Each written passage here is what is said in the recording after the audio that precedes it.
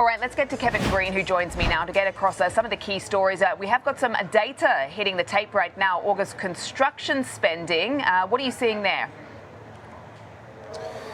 Yes, Sam. Well, it's just crossing the wire right now here for me. We are actually seeing an increase of 0.2% on a month-over-month basis when you're looking at construction spending here. Actually, the street was looking for a contraction of 0.2%, so better than the street's expectations. It also looks like we do have a revision as well from the previous print. Previous print initially was sitting at negative 0.1%. That was actually revised higher to 0.2%. So that's actually a pretty decent sign, given the fact that we have seen a lot of headwinds when it comes to the interest rate market, as well as just the uncertainty when it comes to the government shutdown. But it seems like construction spending, for the most part, is still holding up relatively well. And we will see if this trend will actually continue over the next couple of months. Do we actually see any type of fracturing in the industrial space, in the construction space, home building space as well? I think those are going to be some very big question marks here. But if we are seeing the trajectory of yields moving a little bit lower, especially if you're looking at 7-year, 10-year, or even 20-year bonds here, that could also reduce financing rates as well. That could also get some cash off the sidelines here for some of these larger projects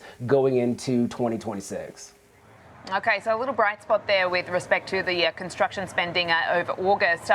Obviously we're going to be getting the deluge of data that's going to be hitting the tape over the next couple of weeks. We're going to be getting the September jobs report come this Thursday. But this comes at a time, obviously, KG, when we see the market sort of rethinking, how they're looking at the potential for a December rate cut come the 10th. It's been interesting, obviously, looking at some of the accompanying Fed speak as well. I've heard Jefferson out this morning talking about how current policy and that stance is somewhat restrictive still. So it continues to point to a divided Fed, which I suppose is no surprise there. But how much could this move the needle, do you think, as far as what the market is currently pricing in?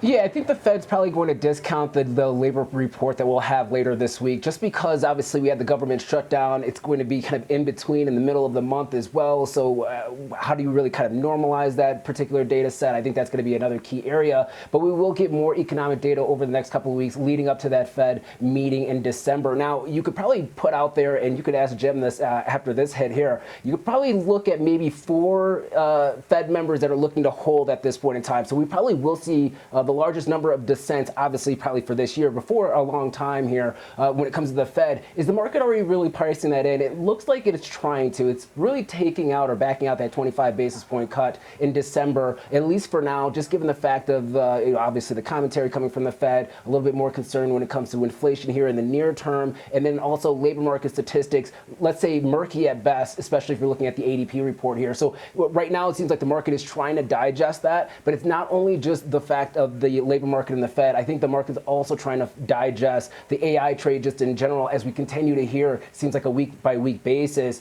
new debt offerings getting into the market here to raise capital in order to finance operations, either near-term operations or CapEx spend in the AI space. And it seems like the market is starting to get a little bit concerned about that, at least for now. And I think just both of those factors are really kind of weighing on the S&P 500 and pushing up volatility. Yeah, it's the front page Wall Street Journal article with a chart that shows just the bond issuance from some of these AI tech companies and just how much in 2025 compared to 2024 is staggering. Speaking of that, of course, outside of what is called the Super Bowl of earnings, quite often Nvidia, we've got this week more than half of retail market cap that's going to be reporting here. Target, Walmart, Home Depot. What are you going to be looking out for? I mean, is this going to tell us more about that K-shaped economy?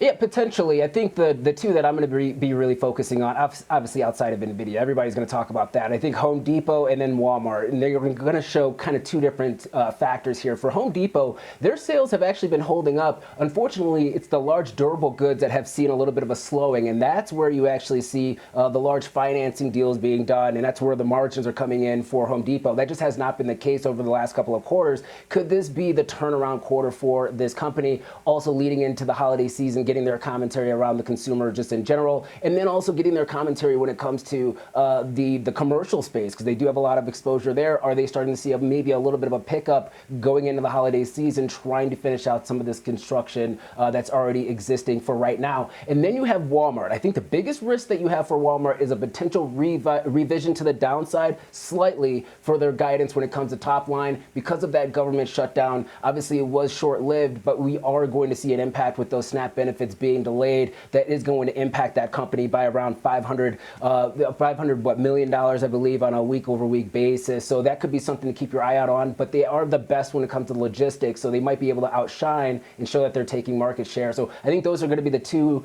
companies that are going to really give us better insight as to the health of the economy, rather than probably the Nvidia number, which is obviously going to be focusing on B2B business in the AI space. Okay, and I'm just looking across the rare earth and minerals. Lithium plays this morning. KG, I'm seeing Albemarle is one of the best performers on the S&P, up at 9%, LAC up 13%, TMQ up 11%. A couple of traders have been pointing to perhaps some developments over in Chile with regards to some general elections, that perhaps the country's mining industry, which is the second largest lithium producer globally, could be favourable for this space, but also tracking some US-China headlines, with Besant talking about trade deals before Thanksgiving. What do you make of the moves? I mean, is this what's driving the action today as far as some of these headlines?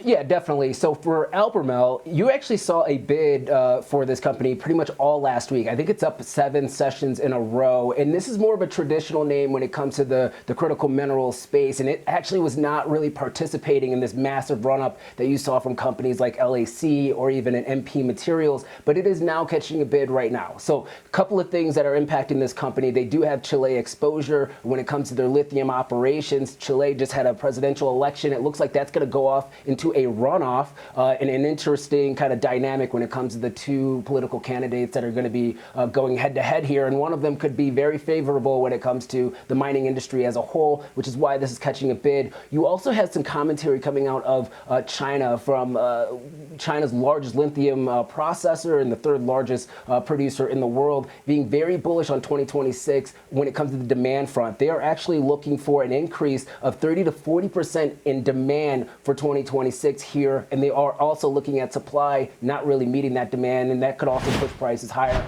That's another reason why we are seeing the lithium space catching a little bit of a bid here. But once again, going back to Albemarle, this is a company that has not gotten any love from the administration, even though it has probably the best infrastructure, arguably, in the world when it comes to providing a lot of these critical minerals to the United States. This could be one that does catch a little bit of a bid here if we do see a rocky start for U.S.-China relations over the next couple of weeks.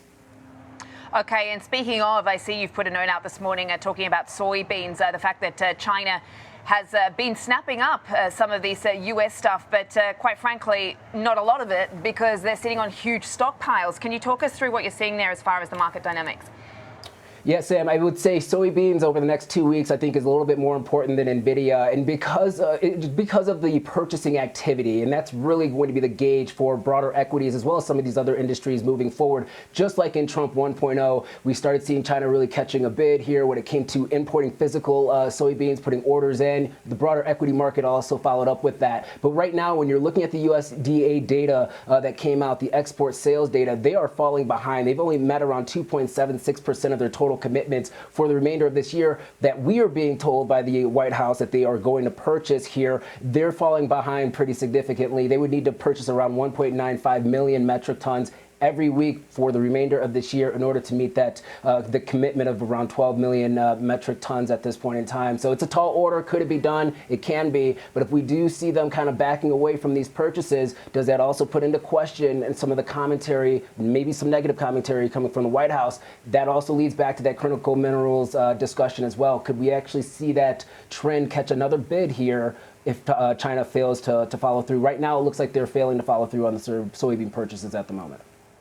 Okay, and certainly something to watch, particularly off the back of the US-China, at least framework agreement, that they would get that across the line. KG, thank you so much for getting us across some of those key stories this morning and what is moving in market.